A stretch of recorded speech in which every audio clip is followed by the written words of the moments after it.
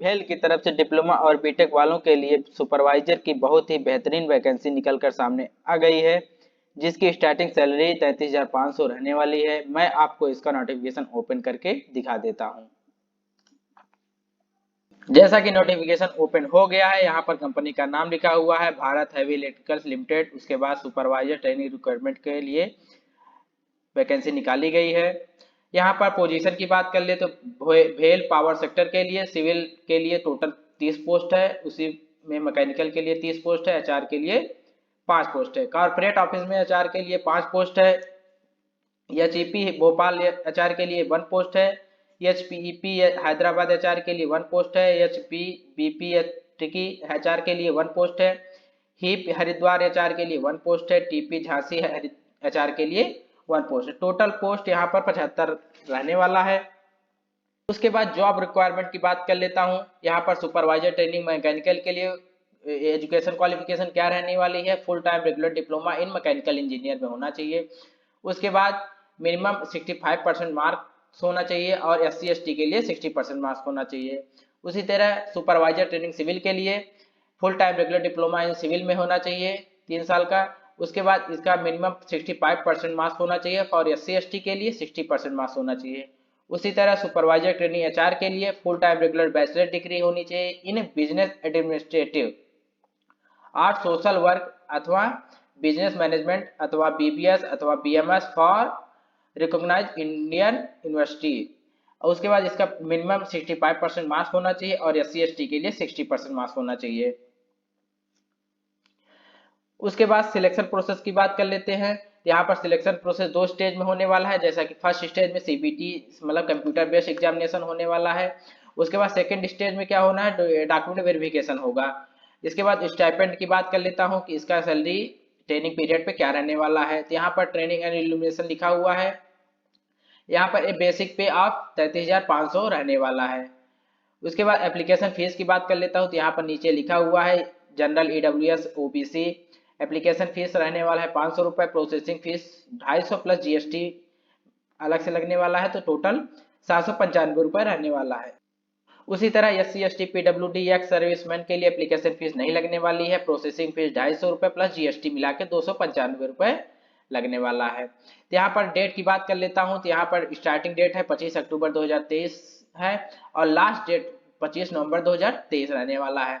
इसके बीच में आपको फॉर्म को अप्लाई कर लेना है। इसके बाद इस फॉर्म को ऑनलाइन कैसे करना है, इसका पूरा प्रोसेस मैं आपको आगे इस वीडियो में बताने वाला हूं, तो आप हमारे साथ शुरू से अंत तक बने रहिएगा। शुरू करने से पहले अगर आप हमारे चैनल पर नए हो, सब्सक्राइब करें तथा बेल आइकन को प्रेस करके नोटिफिकेशन ऑन कर ले, ताकि हमारी हर एक नई वीडियो आपके पास सबसे पहले पहुंचे। तो चलिए शुरू करते हैं। सिंपली आपको सबसे पहले आपको गूगल ओपन कर लेना है, उसमें टाइप करना है careers.bhel.in। देन उसके बाद कुछ इस तरह का इंटरफेस आपके सामने खुल के आ जाएगा। यहाँ पर एक ऑप्शन लिखा रहेगा रेगुलर रिक्वायरमेंट का। इसमें जो फर्स्ट लिंक आएगी, यहाँ पर लिखा हुआ है requirement of supervisor training civil mechanical HR के लिए। सिंपली आपको इस पर क्लिक कर देना है। क्लिक करने के बाद कुछ इस तरह के इंटरफेस आपके सामने खुल के आ जाएगा। यहाँ पर ओपनिंग डेट सबमिशन एप्लीकेशन और क्लोजिंग डेट सबमिशन एप्लीकेशन यहाँ पे लिखा हुआ है। उसके बाद होम डिटेल एडवर्टीजमेंट, अगर आपको नोटिफिकेशन डाउनलोड करना है तो यहाँ सेकंड वाले ऑप्शन पे डिटेल एडवर्टीजमेंट पर क्लिक करके नोटिफिकेशन डाउनलोड कर सकते हैं। न्यूज़पेपर के माध्यम से देखना चाहते हैं तो उसको डाउनलोड कर सकते हैं। भेल मेडिकल एग्जामिनेशन रूल्स आपको देखना है क्या है, उसको आप डाउनलोड करके देख सकते हैं। उसके बाद यहाँ पर लिखा हो हाउ टू अप्लाई, कैसे अप्लाई करना है उसका PDF आप डाउनलोड करके देख सकते हैं। उसके बाद लिखा हुआ अप्लाई ऑनलाइन। अप्लाई ऑनलाइन के नीचे लिखा हुआ है कैंडिडेट लॉगिन, इस पर आपको सिंपली क्लिक कर देना है।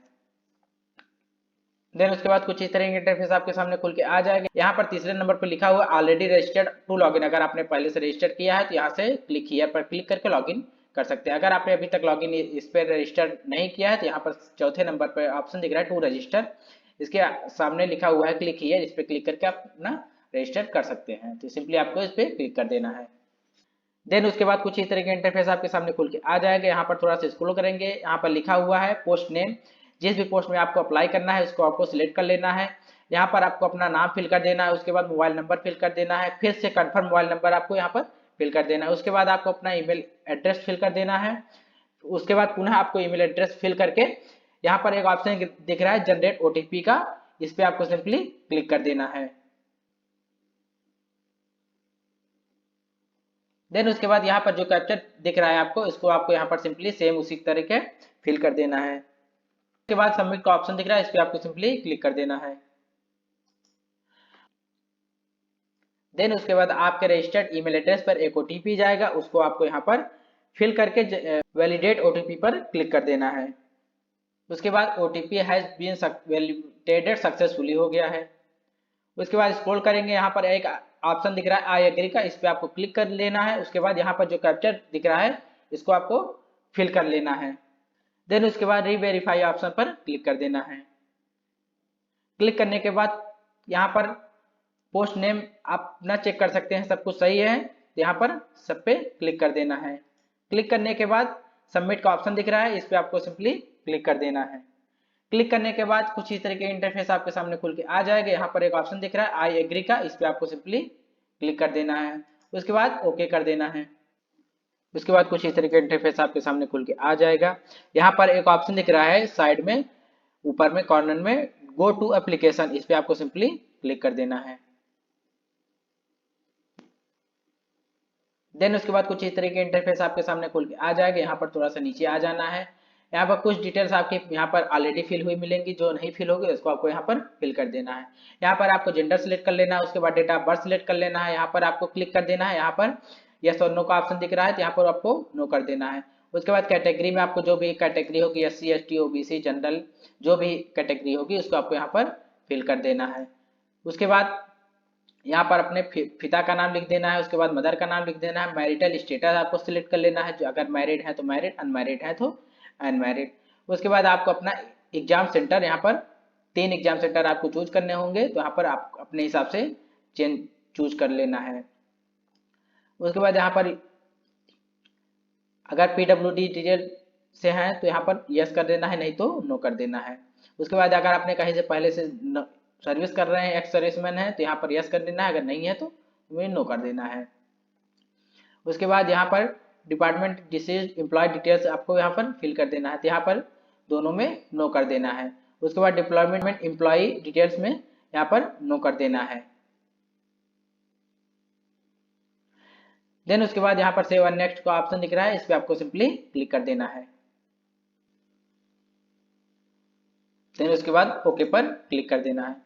उसके बाद आपको अपना यहाँ पर एड्रेस फिल कर देना है। उसके बाद यहाँ पर स्टेट सेलेक्ट कर लेना है। उसके बाद डिस्ट्रिक्ट सेलेक्ट कर लेना है। अपना यहाँ पर पिन कोड फिल कर देना है। अगर आपने सेम एड्रेस है तो यहाँ पर यस कर देना है, अगर same address permanent same address नहीं है तो यहाँ पर नो कर देना है। नो करके यहाँ पर अपना एड्रेस जो भी परमानेंट होगा उसको आपके यहाँ पर फिल करके सेव एंड नेक्स्ट वाले ऑप्शन पर क्लिक कर देना है। देन उसके बाद आपको यहाँ पर ओके पर क्लिक कर देना है। यहाँ पर कुछ इस तरीके उसके बाद कुछ इस तरह के इंटरफेस आपके सामने खुल के आ जाएगा। यहाँ पर एजुकेशन क्वालिफिकेशन पूछ रहा है, तो मैट्रिकुलेशन डिटेल्स यहाँ पर हाई स्कूल का डिटेल्स यहाँ पर फिल कर देना है। उसके बाद इंटर का डिटेल यहाँ पर फिल कर देना है। उसके बाद ग्रेजुएट या डिप्लोमा का यहाँ पर डिटेल्स फिल कर देना है।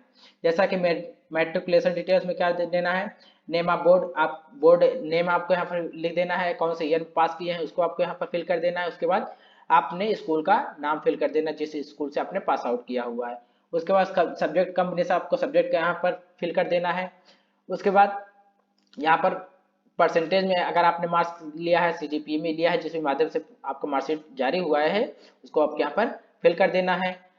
उसके बाद CGPA का मार्क यहाँ पर लिख देना है, अगर परसेंटेज में है यहाँ पर आपको अपना परसेंटेज मार्क्स लिख देना है। उसके बाद मैक्सिमम मार्क्स कितना टोटल मार्क्स था आपका हाई स्कूल में उसको आपके यहाँ पर फिल कर देना है। उसके बाद उसी तरह इंटरमीडिएट का यहाँ पर फिल कर सकते हैं। अगर इंटरमीडिएट नहीं किए हैं तो यहाँ पर आपको यहाँ पर ब्लैंक छोड़ देना है।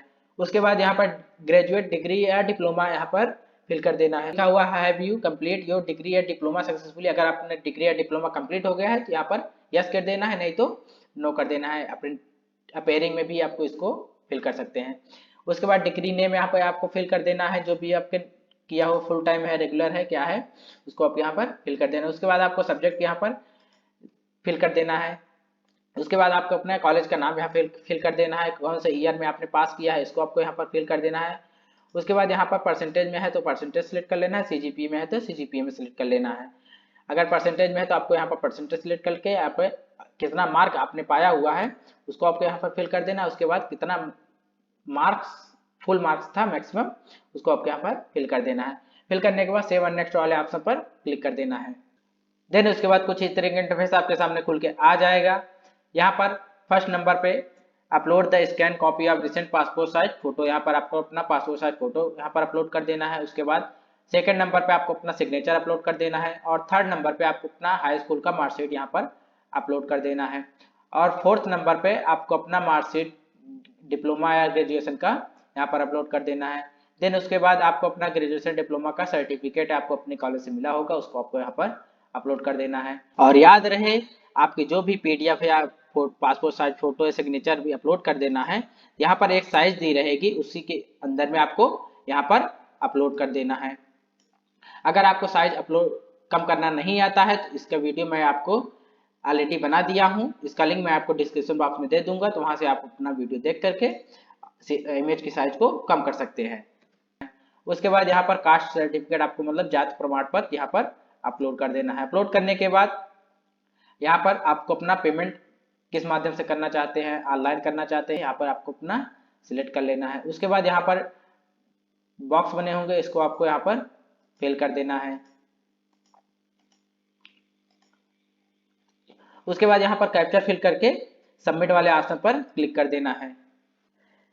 मेरा फॉर्म सबमिट हो गया है। इसी तरह आप भी अपना फॉर्म अपने फोन से ऑनलाइन सबमिट कर सकते हैं। उम्मीद है आपको हमारी वीडियो पसंद आई होगी, तो लाइक शेयर और सब्सक्राइब जरूर कर दें।